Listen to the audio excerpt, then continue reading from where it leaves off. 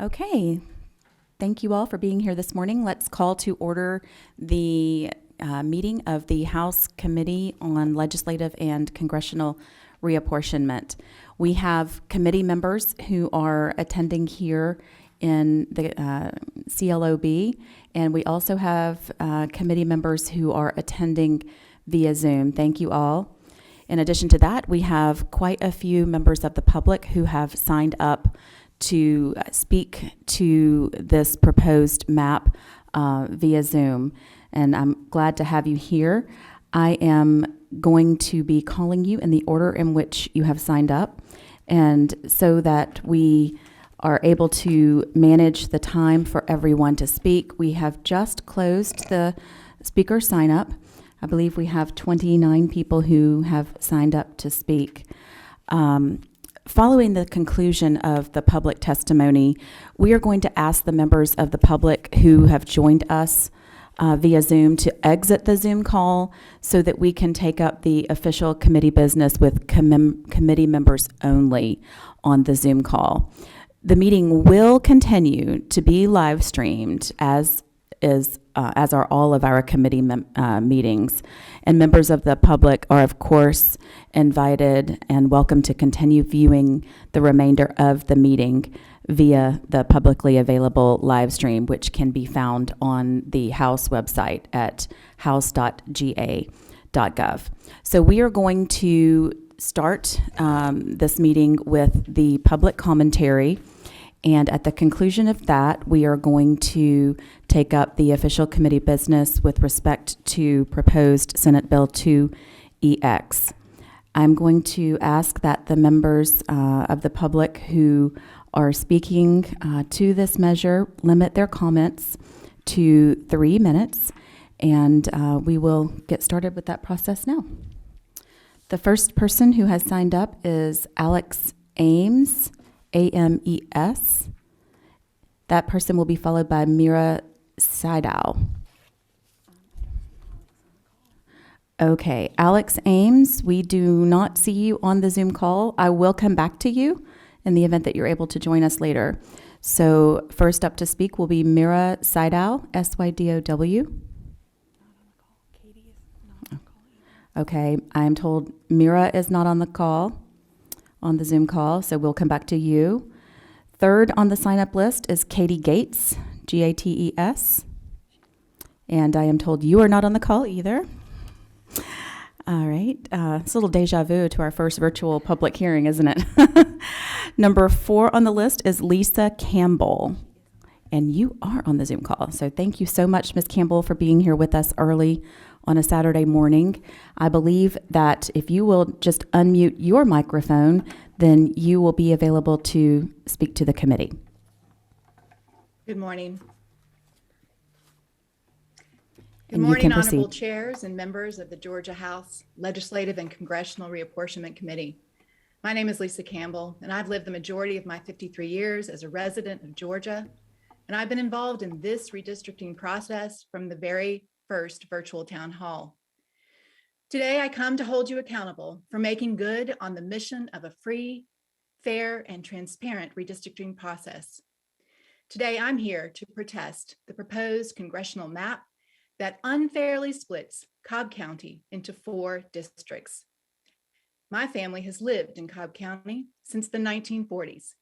And during this time, Cobb County has grown from a population of 38,000 to more than 768,000.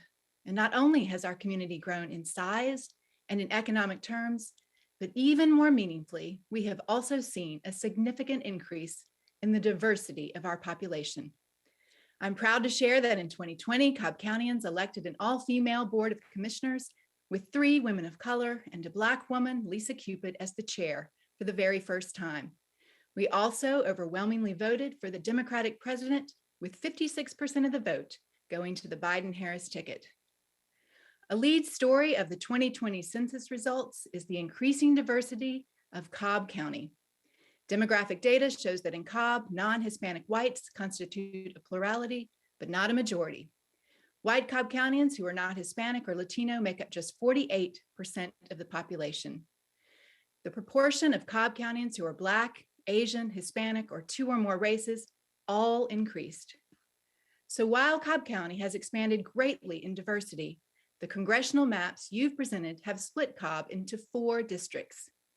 This is cracking to the highest degree, a blatant effort to ignore the vibrant growth and diversity in Cobb County, and an attempt to divide and diminish our choices, our voices, and our votes.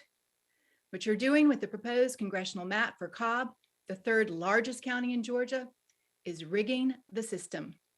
What you're doing is discriminatory, an effort to structure the lines so that they align with your partisan politics, a cowardly attempt to stifle the change in our multicultural county.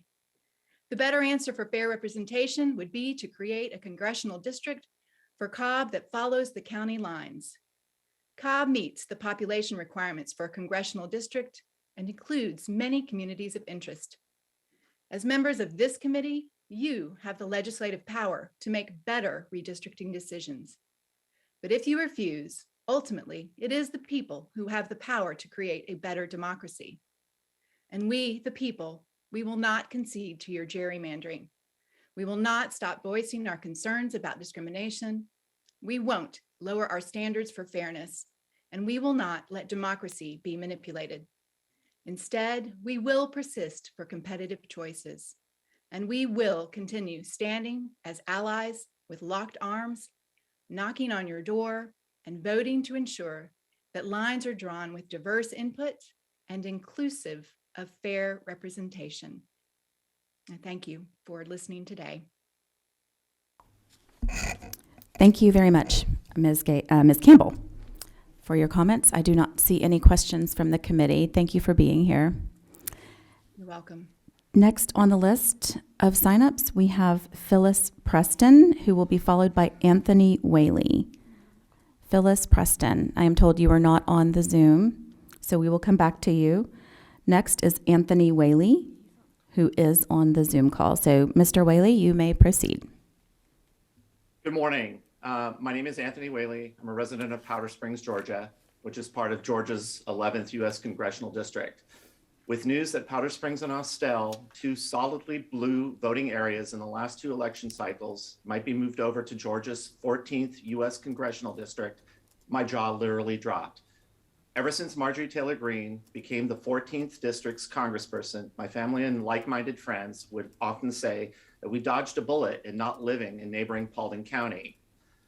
Now, while my representative in Congress, Representative Barry Loudermilk, is not someone who I agree with, he's at least someone who I and other residents have had a choice in selecting. Representative Loudermilk may not be my choice to fill the seat of the 11th District, but he's still someone who I communicate with and can trust to be a level-headed and reasonable representative. With word that the 14th District is set to possibly expand over into Powder Springs and Austell, the prospect of being represented by Marjorie Taylor Greene is upsetting because of what she stands for ideologically and morally. I think an analogy I would use is in the case of Marjorie Taylor Greene's district taking over part of West Cobb is akin to a shotgun wedding or an abusive relative moving into my house because they have no place to go to. I don't want them in my house, but I'm still gonna have to deal with them while they're here. Thank you for your time. Thank you, Mr. Whaley. I do not see any questions from the committee, so thank you very much for being here this morning. Next on the list, we have Deborah Johnson, who will be followed by Carolina Mock. And Ms. Johnson, I understand you were on the call, so you may proceed.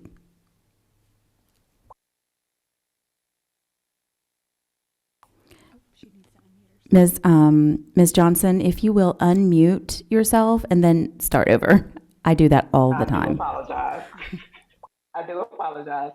First, let me thank you all for the opportunity to speak with the Congressional Reapportionment Committee. I want to take this time to thank you for the opportunity to speak on behalf of my family. I am not an expert in the matter, but I do know all aspects of this process do matter, which is why I set aside my fear of speaking out to you today. My name is Deborah Johnson, and I am a 21-year stakeholder in the South Cobb area, residing in Austell. I am very engaged in my community, from organizing postcard parties, written to legislation, asking for fair redistricting, to the poll as a poll worker, to the pavement of our streets, helping to keep our people on their feet and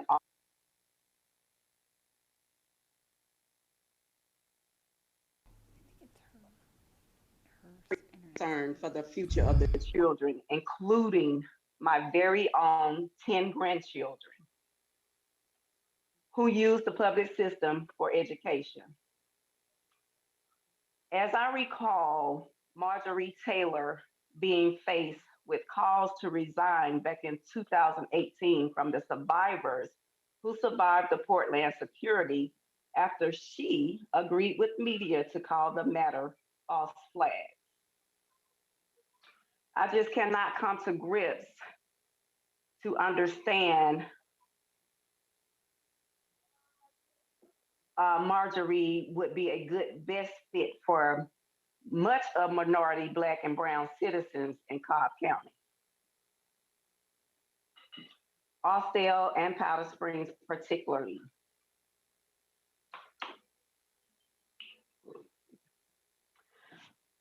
She has no empathy for humanity and no sympathy for the dead or the living. I believe Marjorie would take us back to hopeless days, as we are simply not willing to go backwards after moving forward. I would like someone who truly listens to our community, suppressing jobs, building economics, and care how the impact of our beloved community is shaped. Many constituents that has spoke before me, like Ms. Campbell, already feel that we are the least of concerns when it comes to housing, livable wages, education, healthcare coverage, inclusiveness, and racism, just to name a few of the adversity challenge we are facing today in the South Cobb area. As several of my neighbors and representation here in Austell has already expressed during your sessions at the Capitol and made mention, we simply want a leader who leads with justice for all in mind. Let's make a pledge to the United States of America and to the republic in which it stands, and not to the Republicans who wish to make a stand against the most vulnerable population here in South Cobb area. Be fair, be just, and be accountable to the people we all pledge allegiance to. Thank you for your attention and considering what or who holds Austell and Powder Springs' best interests at heart. Thank you. Thank you very much, Ms. Johnson. I do not see any questions from the committee. Thank you for being here this morning. Next on the list, we have Carolina Mock, and I am told she is not on the Zoom call, so we will come back to you at the end. Number 9 on the list is Juliet Hartel, Hartel. Ms. Hartel, I understand that you are on the line. Hi, yes. Good morning. Thank you for allowing me to speak today. I wanted to speak about the 6th and 7th districts that you have redrawn, and in a state that is basically 50-50, and you've only created 14 competitive seats for Congress, and that is unacceptable. The 6th, I have been represented by Lucy McBath, and she's done an honorable job representing the interests of people of Georgia, as well as the people in the 6th district, by moving her district up into a dominated GOP instead of a competitive seat where it is currently is unacceptable. Is also is moving Bordeaux's district to make it strictly Democratic instead of the more competitive seat that it is now. That is not fair. That does not represent truly the voters in Georgia. And I think it's inexcusable and reprehensible for you to do things like that. That's what I have to say. Thank you. Okay, thank you, Ms. Hartel. I do not see any questions from the committee. Thank you for being here. Next on the list, we have Harold Kurtz, and I am told he is not on the Zoom call. Karen McCowan, I bet you are Ms. McCowan. Okay, you may proceed. Whoops. Okay, yes, I am. Thank you very much. Good morning. My name is Karen McCowan, and I am the co-chair of the Mapping and Analysis Committee for Fair Districts, Georgia. Thank you for the opportunity to address the committee today about the proposed congressional map under consideration. We at FDGA do not believe that this map accurately reflects the political preferences of Georgia's voters and the narrowing partisan gap between Republicans and Democrats. Other speakers have described specific aspects of the map in detail, including the way the 6th district has been redesigned to potentially alter the existing partisan balance of the congressional delegation from 8 Republicans and 6 Democrats to a 9-5 split. If voting trends of the past decade continue, the reconfigured 6th district could allow Republicans to hold 64% of Georgia's congressional seats with under 50% of the statewide vote. To better understand the relationship between vote share and seat share, FDGA analyzed 20 years of statewide election results downloaded from the Secretary of State's website. While the partisan distribution of voters in the state makes strict proportional representation unlikely, at the very least, vote share should follow seat share, more votes yielding more seats and fewer votes yielding fewer seats. We have seen a pattern of diverging vote share and seat share in decennial redistricting cycles of the past. Between 2000 and 2002, Republicans gained 5.6% of the statewide vote. However, after Democrats drew maps in 2001, Republicans gained no additional seats in Congress or the State House, and only 2 additional seats in the state Senate. Likewise, between 2010 and 2012, Republicans lost 2.4% of the statewide vote, but still gained 1 additional congressional seat, 3 state Senate seats, and 11 state House seats, which were supermajorities in the House and Senate. Since 2010, Republican statewide vote share has declined from 55.7% to 49.2% in the 2000 election, or the 2020 election, and Democrats have gained 2 congressional seats. The proposed congressional map appears to be gerrymandered to partially reverse those gains and yield a diverging vote share versus seat share like we saw in 2001 and 2010. We encourage you to adjust the proposed map to yield a more even partisan balance, and including the redesign of the 6th district to be more competitive. Thank you for this opportunity to present today, and I look forward to your questions. Thank you, Ms. McCowan. I don't see any questions, so thank you very much. I wanted to make an announcement with respect to the Zoom link. I understand that some people have contacted the minority party's office indicating that they have not received the Zoom link. We have sent emails to all of the addresses that were provided. We have not received any bounce backs, and we have received red receipts, READ. So if you are one of the people who has not seen the Zoom link, please check your spam and junk folders. And if you still do not see it, then please call the number that you had called before and request another email address perhaps so that we can get that Zoom link to you. Okay, moving on, we have Andrea Espinoza. And I understand that Andrea is not on the Zoom call. Following Andrea, we have Scotty Crow. And Scotty Crow, I am told, is also not on the call. We have Mike Levin. Mike Levin is next on the list, and I do not see Mr. Levin on the Zoom call either. Number 15 is James Sams, S-A-M-S. And Mr. Sams is also not on the call. Number 16 is Arwin Hassan, H-A-S-A-N. And Arwin is on the call. Thank you so much for being here. And if you will unmute your microphone, you may proceed. All right. Good morning, everyone. Hopefully you can hear me clearly. I'm Arwin. I'm an 18-year-old high school senior in Forsyth County. And in December 2019, my family joined the vast and diverse group of people who moved to Southern Forsyth.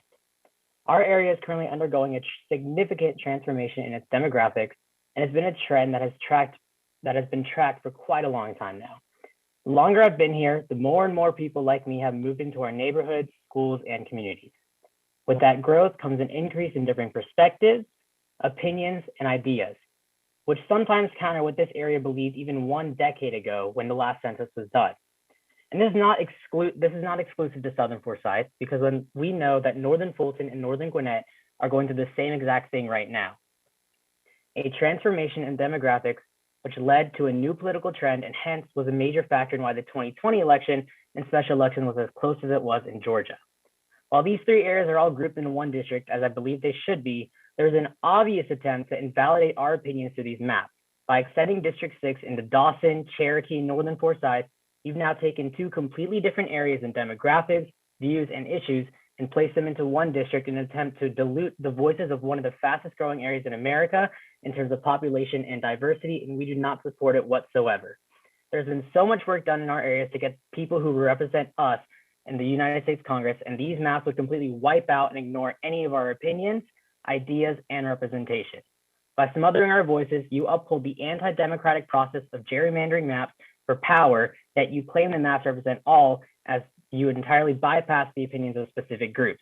This state, which was nearly 50-50 in the 2020 election, should not have an imbalance of Democratic and Republican legislators sent to Congress, but rather an even and accurate representation of what Georgia said they were about a year ago. I and my peers know the importance of redistricting and the impact it will have for the next 10 years, and we hope that the committee decides to draw these lines in an accurate manner, or it will show our discontent at the state legislature through the ballot. Thank you. Okay, thank you very much. I do not see any questions here for you, so we will move on. That was Mr. Hassan, correct? Thank you so much, Mr. Hassan. We will move on to Julian Fortuna. And I understand Julian is not on the call. Also, I received a message from my office to clarify we did not receive red receipts. We have received delivery receipts, however. So if you still have not received the Zoom link, please do check your spam and junk folders.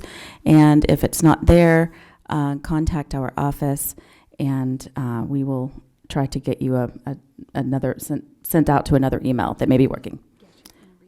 Okay, she's going to resend. She's actually resending it to everyone, so be on the lookout.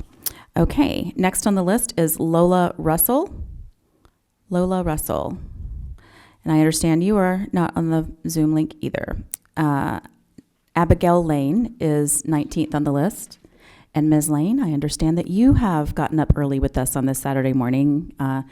As soon as you unmute your microphone, you will be ready to speak. Okay. Good morning. Can you hear me okay? Yes, ma'am. Thank you. I'm a resident of the current 6th district, and I feel there is no reason for major changes to this district. This is a clear gerrymandering attempt intended to disadvantage our incumbent and distance our relationship with someone who represents us very well. The current District 6 is a community of interest of suburban voters in the North Atlanta suburbs. We shop and go to restaurants in Dunwoody, Roswell, Alpharetta, and East Cobb. Our friends live in this area. The current district is a competitive district. By creating safe districts, our votes would be diluted. Our voices would no longer count. And as a woman, I want my vote to count. And as a Georgia resident and an American, I want all ethnicities and voters to have a choice. Their vote should count too. The Democrats' map, which wasn't even given the courtesy of a vote, mind you, demonstrated that it is not necessary to gerrymander this district in order to comply with population requirements. Furthermore, I believe there was a study with Princeton that was done with some better maps that could be drawn more fairly to represent all of our communities and people. Please vote no on this map. Thank you for your time. Okay, thank you. Thank you, Ms. Lane. Next on the call, we have Donna Court. Ms. Court, I understand that you are on the call. Yes, ma'am. Good morning. Good morning. Good morning, honorable chairs and legislative committee. I thank you kindly for the courtesy of listening to us. I'm not going to boggle you with facts and figures. I know that everybody on this committee has been studying for many, many months. I know that you have been hearing what your constituents have to say, but my challenge to you today is to actually listen. I am an American. I am a Georgia resident since 1980. I do live in Congressional District 6 in Georgia House District number 43 and in Georgia Senate District number 32. Dr. Kay Kirkpatrick is my current senator. Shout out to her. She's done an excellent job keeping us informed. Ditto to everything that our colleagues have said. My challenge to you is to truly listen and to care. History has its eyes on us, to quote something that's been said on Broadway and across the United States. History has its eyes on us, and the only excuse I have heard not to listen to what we are saying is that, oh, the other party, when they in power, did this back in 2000. It's time to quit looking in the rearview mirror. It is time to look forward through the windshield. The rearview mirror is small for a reason. The front windshield is large for a reason. We need to move forward in grace and in humility and with the politeness that George Washington and our forefathers had. And I ask, I plead, I beg, please listen. I know that you have been hearing, but are you listening? And I thank you so kindly for your time. And please, we're not asking for anything hard. We're not asking for anything unfair. We're asking for fairness and equity. And your children's children will thank you for this. And I thank you so kindly. Thank you very much, Ms. Court. Okay, and I am told now that we have sent out the Zoom link to everyone again. So for those of you who have been on the Zoom meeting with us today, you will be receiving the link again, so you can just disregard that and delete it. I have a question from Chairman Setzler. Thank you, Madam Chair. Ms. Court, I appreciate your words. I think your words were wise. I think your words were well received. You know, we've had a lot of folks jumping on, throughout this process, angling for their partisan outcome they would prefer, and pointing fingers and those. I think your words were well received, and I appreciate the focus you asked us to consider. Thank you. Thank you, Chairman Setzler. Okay, next on the list we have Ralph O'Connor. Mr. O'Connor, I understand that you have joined us this morning as well, so you can unmute your microphone and proceed. Okay, thank you. I'm a resident of Fulton County in the current 5th Congressional District. My wife and I have been involved in nonpartisan voter registration and get out the vote efforts for several years. I agree with many of the comments previously. I'm not advocating for any partisan shift. I strongly disagree with the proposed congressional district map because there are few, if any, competitive districts. Several years ago, I heard former Attorney General Sam Olens tell a group that gerrymandering was one of the biggest threats to democracy because it forces candidates from all parties toward their extremes rather than toward each other. Georgia voters are best served when districts are competitive. In competitive districts, successful candidates will be those who can reach out to independents and voters of a different party and when elected, will do the same thing in office. Obviously, non-competitive districts, people are elected because they refuse, in many cases, to cooperate with the opposite party. As a process issue, I have not been able to find digital copies of the maps. Maybe they're out there. There are free tools that allow us to play around with maps. So I would suggest that for any future efforts. Thanks very much. Thank you very much, Mr. O'Connor. And just for your benefit and the benefit of anyone else who maybe has not been to our website yet, those digital copies are available on the Joint Reapportionment Office's website. You can reach that by going to either house.ga.gov or senate.ga.gov. And there is also a banner, I'm told, at the top of every page. You can just click on that banner and it'll take you straight to those maps. Okay, next on the list, we have Mr. James Burge. And I understand you're not on the call with us this morning. Next is Anna Hall. And Ms. Hall, I believe you have joined us, so you can proceed. Hello.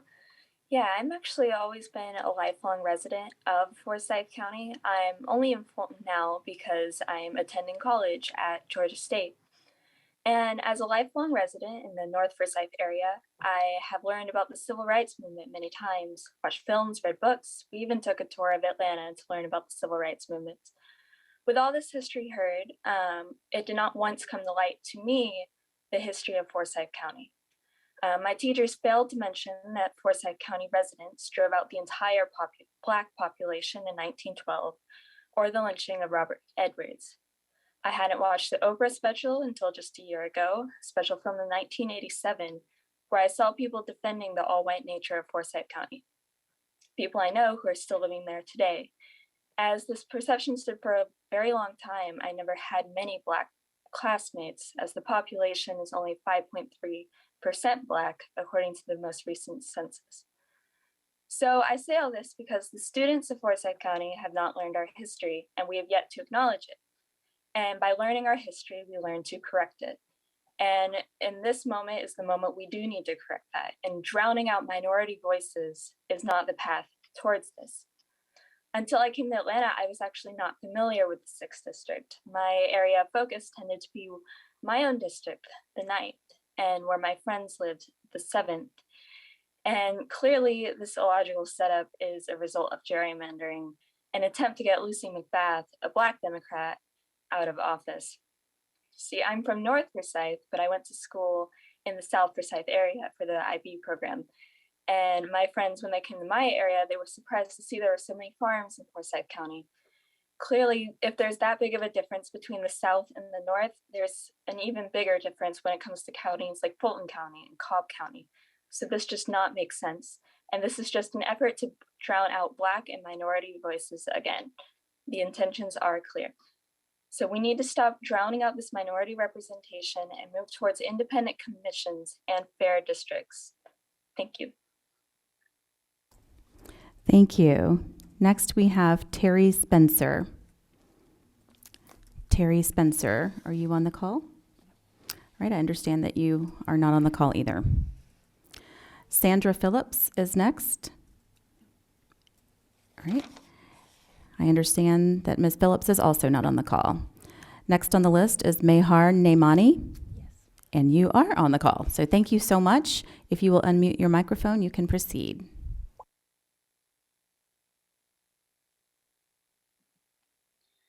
Good morning, honorable members of the Congressional Reappointment Committee. Thank you for the opportunity to speak here today. My name is Mehar Naimani, my pronouns are she, her, and I'm a senior from Fulton County, Georgia. I'm here today because I'm appalled after seeing the new Georgia proposed maps. Georgia has grown significantly over the last decades, but the proposed map does not represent Georgia's diverse and growing population and is targeted to discriminate against minority voices. It actively hurts one party, but more than that, it specifically hurts the voting of people of color. As a young Asian American female in Georgia, this is concerning. Don't we want all voices to be heard equally? Isn't that the foundation of democracy? Anything less than that would be a blatant act of voter suppression. As I and my fellow peers transition into a voting age, it is disheartening for people of color to be represented like this. It reduces our political efficacy and therefore will cause people to believe that their voice does not matter. Their voices do matter. I'm honored to be represented by Representative Lucy McBeth, who has been fighting for equality and has represented diverse voices in my community, including older generations and my generation. It is appalling to see her seat be targeted like this and gerrymandered in attempts to gain party power. It all ties into the question of people versus power. The current proposed maps chose power over people. This map is nothing less than a power grab. So the real choice we should be making is of the people. The very foundation of this country is that the people hold the power. So I urge you to consider the idea of people before you consider power.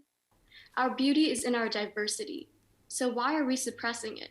I urge you to move towards better proposed maps that don't actively discriminate against minority voices. Thank you for your time. Thank you. All right, I understand that Sandra Phillips and Katie Gates have contacted my office to let me know that they do not want to speak. And Andrea Espinoza, I understand that you had submitted your email incorrectly and that we now have the Zoom link sent to the correct address. If you would like to speak now, is she on the line, Andrea? Okay, all right, Andrea Espinoza, you can, oh, I'm sorry, I have a question from Chairman Setzler. Thank you, Madam Chair. I just wanted to say, appreciate the last speaker's contribution. She certainly has a right to her opinion. I would challenge the premise. I think there may be a sense in which members of the committee saying nothing is some sort of tacit acceptance of things that have been said. I just wanted to say I reject the premise. I appreciate her involvement, but I would just submit factually, with deepest respect, I just would say you're factually wrong. You think about the representation of other members. I represent a very diverse area, and I think I represent it with honor. I represent it with vigor. I represent all people in my area, no matter what their national origin, what their political preferences would be. And I think the suggestion that this map is a gerrymandered attack on the things that she described is just factually and as a premise wrong. I do appreciate your contribution. I appreciate your being part of the committee process. But I wholeheartedly support these maps in the spirit of representing all people very credibly.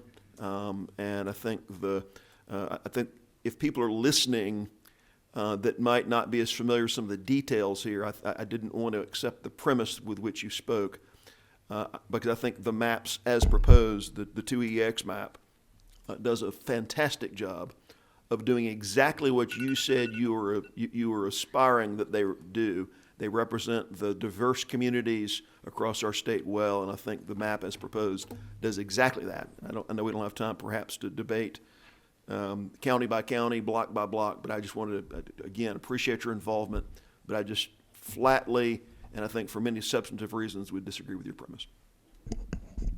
Thank you, Chairman Setzler and Ms. Neimani. Okay, now we will move to Ms. Espinoza. If you will unmute your microphone, you can proceed. Thank you. Good morning. My name is Andrea Espinoza.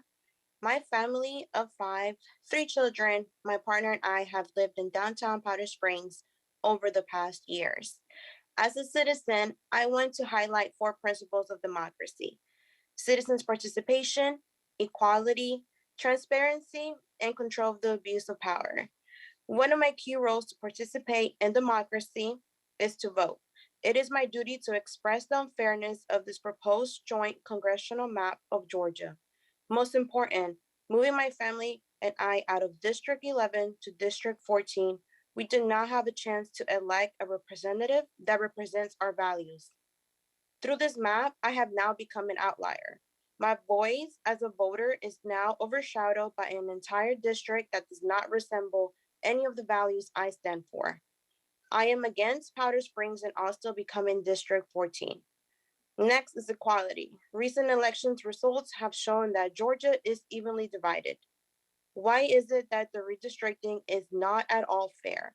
It does not give an equal voice to all Georgia and benefits a power grab and dilutes my voting power.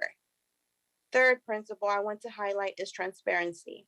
The redistricting process has been neither transparent nor responsive to the will of Georgians. We want a fair map. We want a map that truly represents our communities and values. Lastly, let's stop the control of abuse of power and let the people decide. Thank you. Thank you, Ms. Espinoza. Next, we have Joanne Bonnet. Ms. Bonnet? Okay, I understand that you did not join us this morning. Next is Heidi McIntyre, and you also did not join us. Lisa Spital, and you also did not join us. Okay, we're going to start over and recall the names of everyone who was not on at the time that we called, just to make sure we give you every opportunity to speak. First, we have Alex Ames. Okay, Alex Ames is not on the call. Next is Mira Seidow. Mira Seidow is not on the call. Next is Phyllis Preston. Phyllis Preston is not on the call. Next is Carolina Mock. Carolina Mock is not on the call. Next is Harold Kurtz. And Mr. Kurtz, you have joined us, so you may unmute your microphone and proceed. Thank you very much. Members of the House Redistricting Committee, I appreciate the time to address you. I am currently president of the Jewish Community Relations Council. The Jewish Community Relations Council is interested in a fair process and a fair result. One of the guiding principles of redistricting is that of placing communities of interest together. The principle is meant to reflect the type of democracy that exists in the United States, that is a representative democracy or a republic.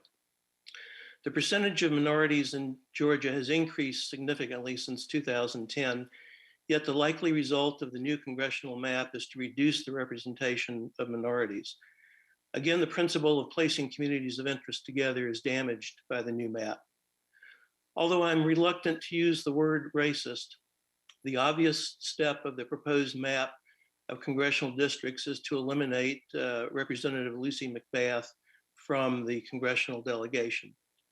That is what the Voting Rights Act of 1965 would have prevented.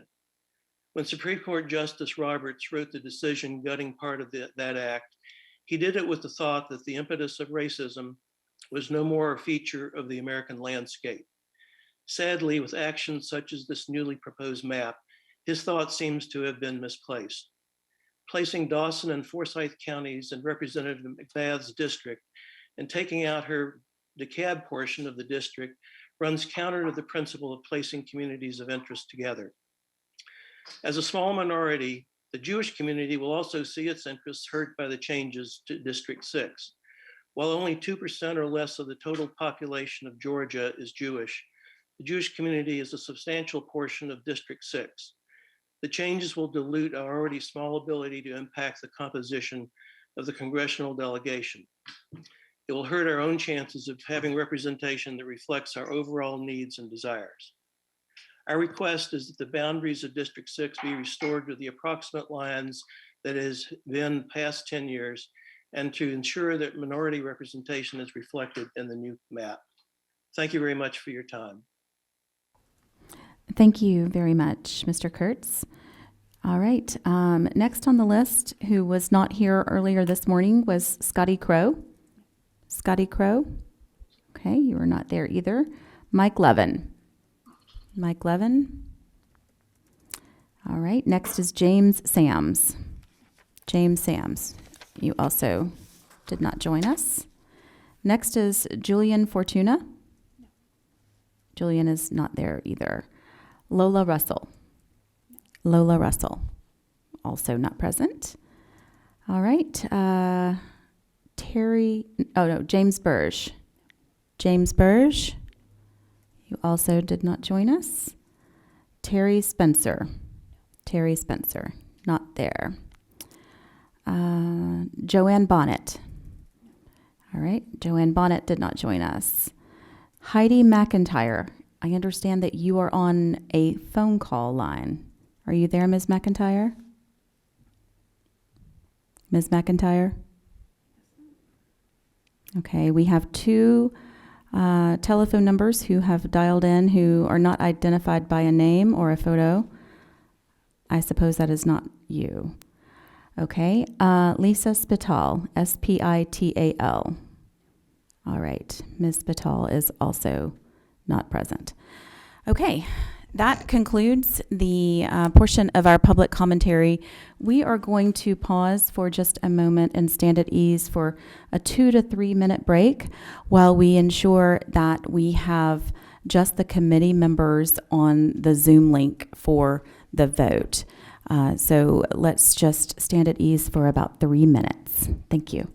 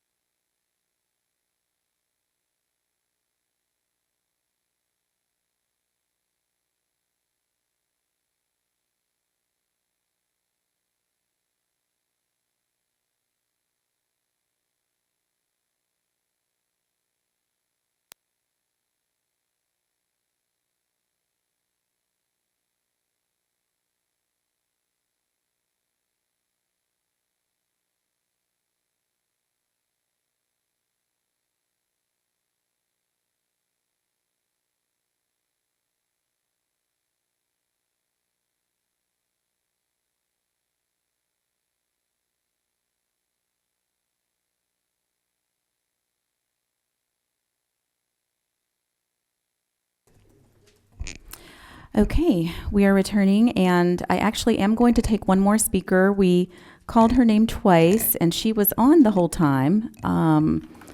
And we have removed those who did not remove themselves, other than this one member of the public, that is Heidi McIntyre. Ms. McIntyre, if you will unmute your microphone. Ms. McIntyre, we see the phone number you provided is on the screen.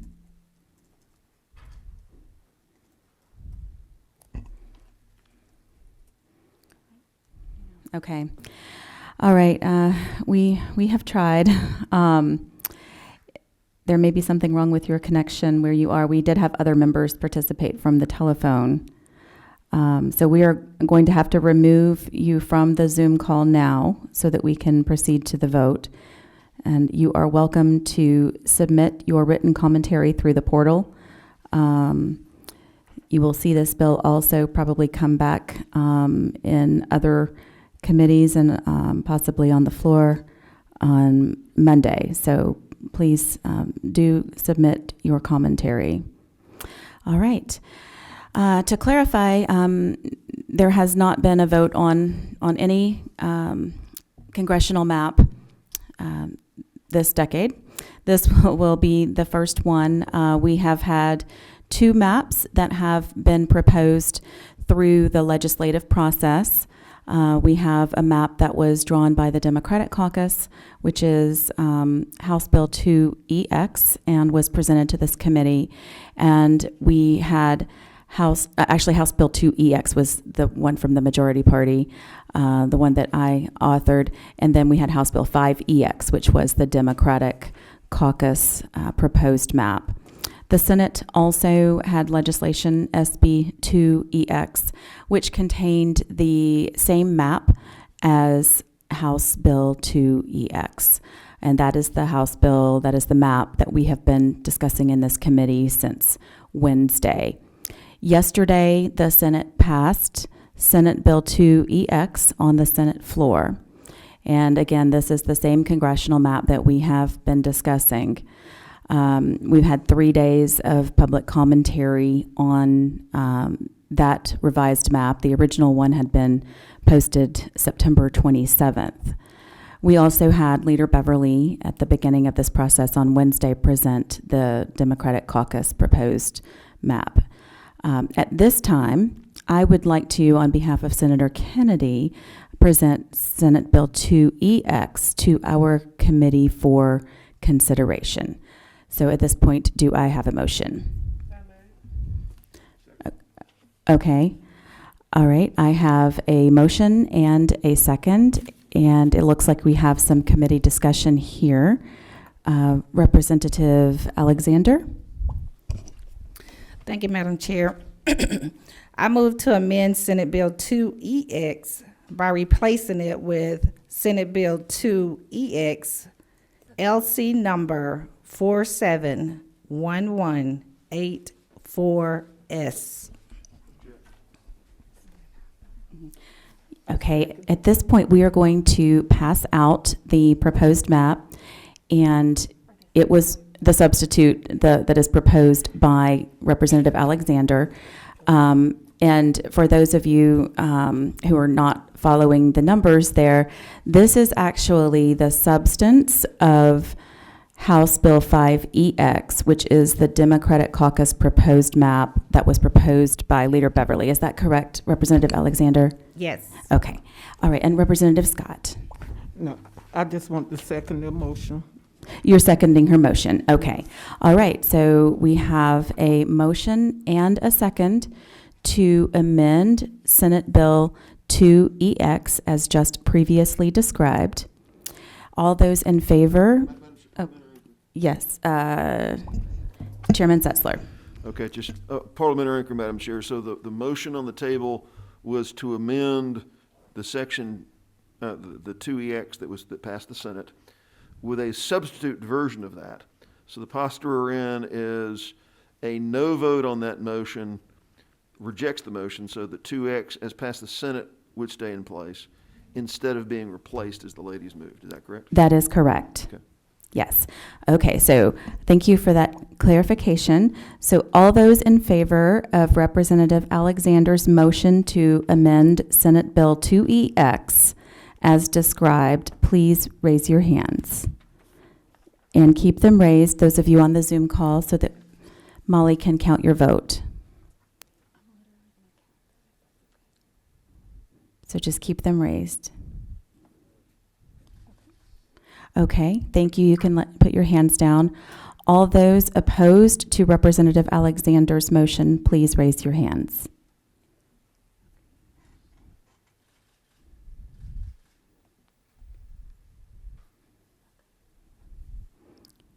Okay, and what is the result of the vote, the numbers?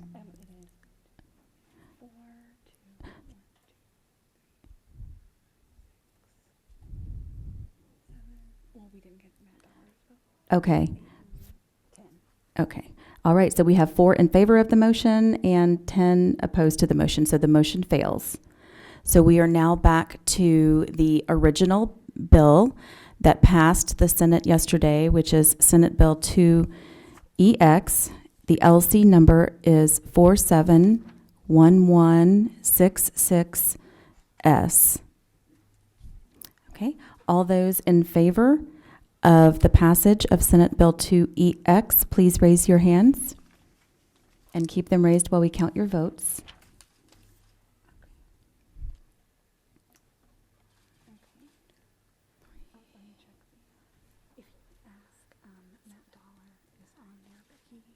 Okay. Okay, Representative Dollar is on the phone, and I believe he is texting in his vote. He needs to know how to unmute his microphone on the telephone. This may be the problem that Heidi McIntyre was having. Oh, there you go. Okay. Can you hear me now? Yes, we can hear you now. Okay, great. I'd like to be recorded as a no vote for the previous, if that's possible. Yes, for Representative Alexander's motion to amend. Yes, ma'am. And I'd like to be recorded as a yes vote for this vote. Okay. All right. So do you have the vote recorded? Okay. And I'm sorry? Okay. And all of those opposed to Senate Bill 2EX, please raise your hands.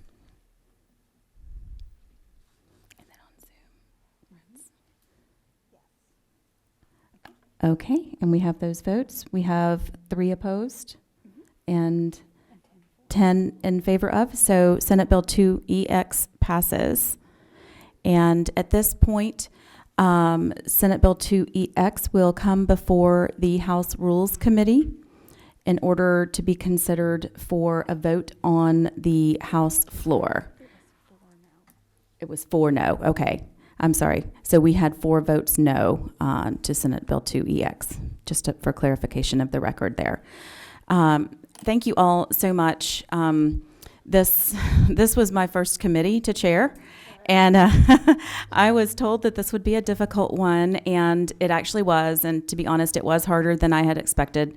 Difficult usually does not really deter me, and it wouldn't have deterred me, but I didn't expect it to be this difficult and this much work. So thank you all so much. We all as legislators have a job to do here, and then those in the minority party have a job to do as well, and those of us in the majority have a job. And I am very proud of the professionalism and the collegiality by which we accomplished that.